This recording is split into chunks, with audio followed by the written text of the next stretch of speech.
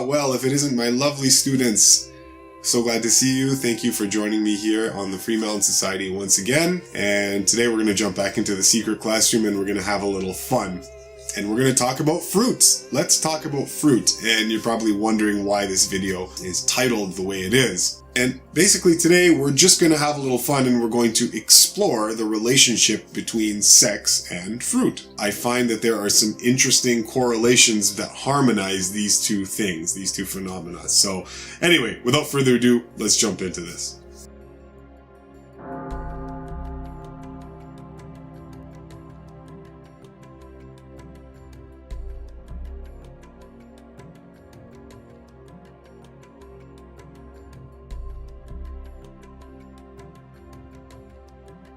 So firstly, let's get into what Kundalini is. And if you're into the health, wellness, and spirituality thing, then you've probably heard somewhere along the line about Kundalini, especially if you're into Eastern mysticism or Hinduism or yoga or whatnot. You've heard of this Kundalini force. So what is Kundalini? Kundalini is essentially the evolutionary force of creation that resides in all living bodies. It is the raw power of creative force that is locked into your system and resides down in the lower chakras, waiting to be ignited in one of two directions. The first direction being the common direction, where that Kundalini force of energy aggregates and accumulates and then is expended sexually in order to propagate the species. So that's the first way that Kundalini force is expended.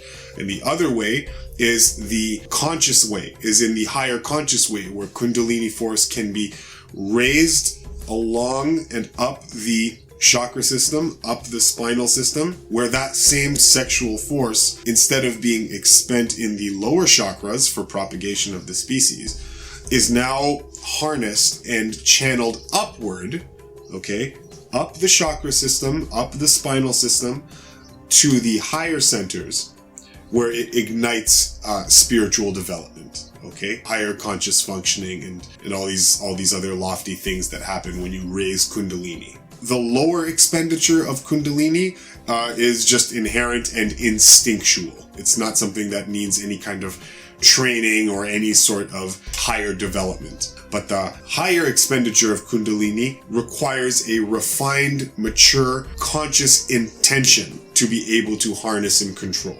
So what are we saying here? This Kundalini force, it is the force of creation, right? It is the raw power that creates. And when we're talking about creation, what are we talking about? We're talking about, so if you imagine that you are a god, what would you imagine would be one of the powers of a god? Well, creation, of course, is one of the powers of God. So think you're God and there's no created universe, you're just sitting in the void, okay? Sitting in the void. In order to create worlds, you have to create them, right? You have to bring them into existence with the raw power of God. You create worlds, you create life. Everything in the created universe has been created by an intelligence. The force of love is that which creates. Because you're this God and you have just infinite, limitless love, it is that force of love that goes into the creation of all things, of all life. And it seems that when God or creation or whatever, the architect, created life forms, what it's doing is it took that piece of itself that is infinite love and infinite devotion, and it very, very intelligently programmed into species that aspect of itself that creates.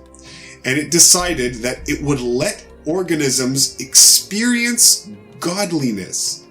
But the only way that they had access to that experience of godliness is in the climax of Kundalini force when it is expended, okay? So, let's say, let's say you're two people that have decided to have a negotiation of the flesh, okay? Don't look at me. And these two people so engaging in this union, all right? What happens is the force of Kundalini raises, and in that moment of heightened union, what happens is that the force of godly creation comes to life. And for those fleeting moments where that height of pleasure is being experienced, what is happening is the loving force of creation is giving you a glimpse of to what it means or what it feels like to be a creative God indefinitely, right? So what I'm saying is, okay, that loving being, okay, the way it feels is so deeply, infinitely loving.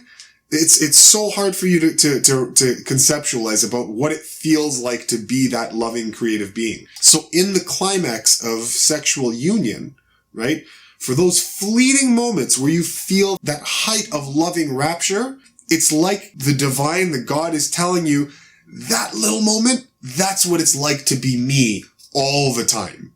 Just with no end.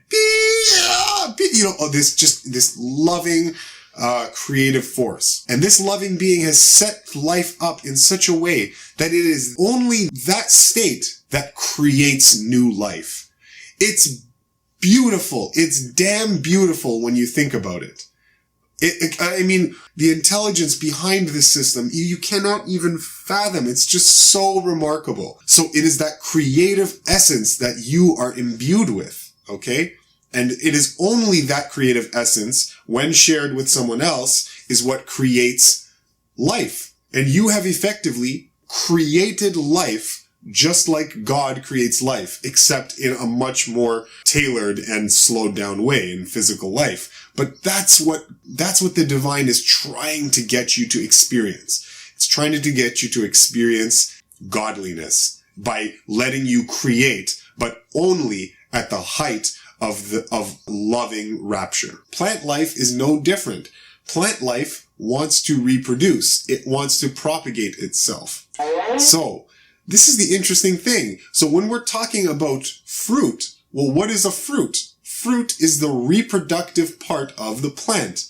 It is the sexual part of the plant. It is the part of the plant that is engaged in the loving, divine essence of creation. The same evolutionary force of creation that you come with as a human being.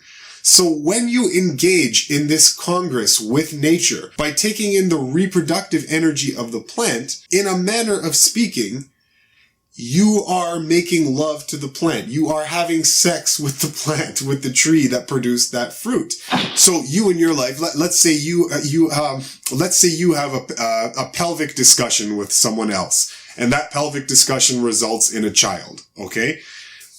What have you done? You've used the force of creation to create a new entity. When you eat fruit and the seeds are discarded either by spitting them out or by going through your own system and being defecated onto the ground, what have you done? You have taken the force of creation and propagated the new child, except the tree's child. So you have effectively had sex with the tree, right? Or with the plant. You could, and if, in a manner of speaking, you just didn't know that this process was happening, I suppose you could say that you just got raped by an apple tree or Oh man, that's so bad. I gotta stop. Look, I get it. There are awful things that happen on this planet, but if you don't have a sense of humor, you're just not gonna make it. This place will stress you out. This world will stress you out way too much if you do not retain your sense of humor. Let's have some levity. Let's just be light about this. At some point, I am setting up for myself the potential to be misquoted and taken way out of context and be made fun of by someone at some point. When someone is out there to make fun of me or to rip on me or to call me crazy or stupid, let me tell you, they're going to take clips from this video, play them out of context and, say like, see, this guy is crazy. Oh my God. So it's interesting. It's interesting that the force of creation that allows you to create beings, that allows trees to create its beings, right? When you take part in this, it starts to ignite life in you in a way that does not really happen when you eat other things that are culturally normal. So if we're talking about an apple tree, the only way to effectively have sex with an apple tree is if you eat apples. It doesn't happen if you eat the leaves of the apples. It doesn't happen if you eat the trunks of the trees. It damn well doesn't happen if you start eating other animals. When we cook our foods, we damn well ain't getting no plant sex. All right. The only way to do this, actively participate in this energy of procreation, which seems to ignite life, is by eating your sex, right? Is by eating the fruits and the nuts. So when we're talking about this reproductive process, we're talking about fruits and nuts, which are also fruits, in a manner of speaking. And with everything else, you don't really get that, right? And it seems that this evolutionary force, this loving force of creation, seems to be invested in fruits. I mean, let's just look at the bloody things, for example, okay? It just so happens, coincidentally, that many fruits tend to look like sexual organs, right? Cucumbers, zucchini, banana, come on now. What is that? Eggplants, beans, okras, plantains. All of these things are phallic. They look phallic. It's sex. Apples and cherries and apricots and peaches and plums, and all of your melon varieties. All of these, they look like ovaries. They look like ovaries. They also could look like testicles. Papayas can be long and phallic, or they can be, pear-shaped, right? Kind of like how we describe the difference between women's bodies and men's bodies. And then you cut open the papaya, and then what do you see? I mean, come on now. You cut open that papaya, that's a vagina. It's a clear vagina, right? Same thing with melons, right? I mean, they look like ovaries, and then you cut them open, and then what do you see? You're staring right down the pipe of a vagina. It's very evident. So it seems when you engage in sexual activity with these plants, okay, by eating the fruit, it seems to bestow the eater with the living essence of life. The sex force, more of the sex force of creation starts to come to life in the person. This is one of the reasons why fruits are so cleansing, so healing. It's this divine creative force that fruits are imbued with, that when you take into your body, seem to ignite life in your body. So the moral of this story is the more you have sex with plants, the more sex you have with plants,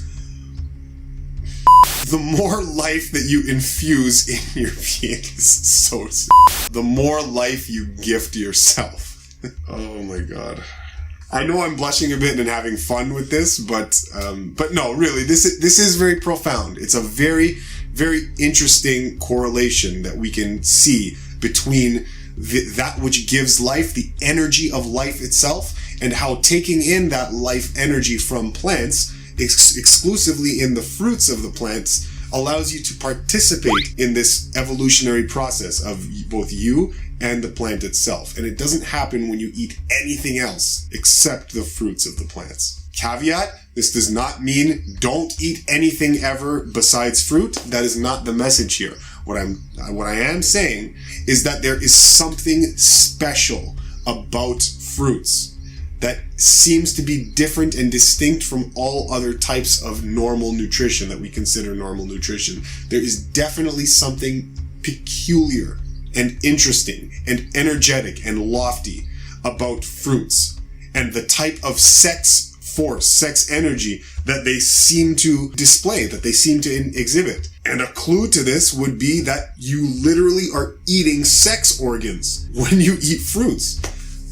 Every time I eat that papaya, I'm staring into the face of a every single time I eat one, right? Or a melon, or an apple, or whatever it is, right? It's just, these things, they look like that for a particular reason.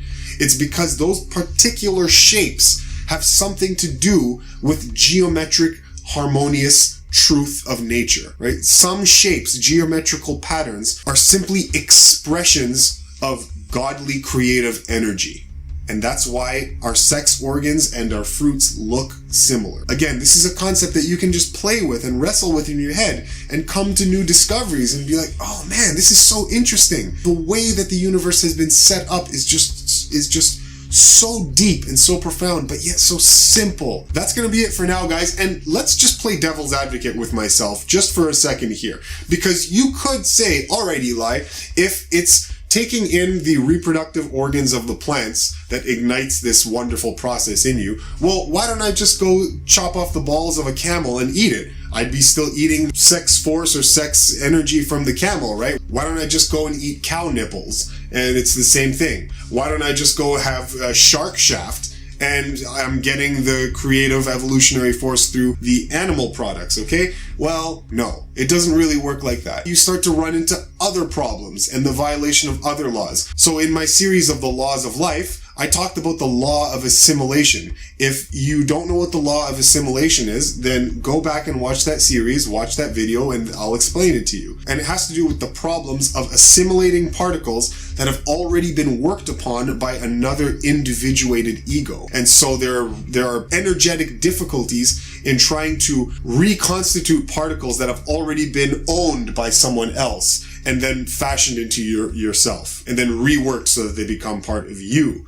But when you eat the fruits, you are not dealing with individualized egos, okay, and individualized particles. And so they give themselves freely to you to be worked on and to be incorporated into your bodies. So there is a huge difference between eating an apple and eating shark shaft. Okay? So, what that means is if you want to gain better health, better wellness, better intelligence, better spiritual potency, then what you do is start eating fruits. Start having sex with plants. And that's what gives you the best of life. Putting it like that is so silly. I know, I'm sorry, but I'm having fun. Thanks so much for joining me, guys. Hope you enjoyed this one. Subscribe to the FreeMelon Society today if you haven't already done so. And yeah, that's about it for now. Okay, we'll see you on the next one, guys. Love you very much. Mwah. Take care. Bye-bye.